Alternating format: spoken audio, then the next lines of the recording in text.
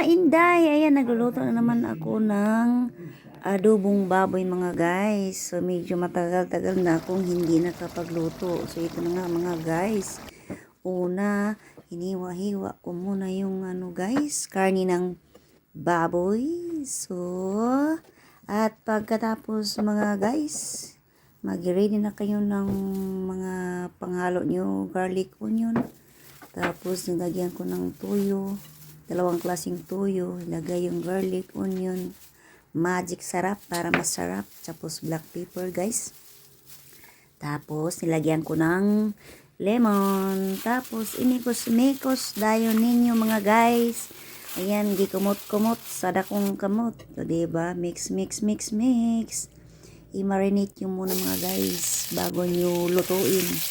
Ilagay ko muna yung sa ref for how many hours. Pwede rin whole night guys. Ayan, naginis ko na guys. Nilagay ko na at may panghalo akong bamboo shoot. Bamboo shoot yan mga guys dito sa Taiwan. Hindi ko alam anong tawag dito. Tapos nilagay ko konti ulit ng tuyo tapos paminta. May Sprite siya mga guys para masarap.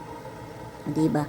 Hindi ko na nilagyan ng paminta na buo guys kasi pag kinain mo minsan nakakain mo yung paminta kaya dahon nilagay ko. Ayan, nilagay ko na yung bamboo shoot. Tapos mga guys, chili para maanghang-anghang naman. Tapos meron pa naman akong pineapple juice dito. Ayan, nilagyan ko na lang din. Hindi ko alam naghalo-halo ng lasa. Yan lang mga guys. Thank you for watching.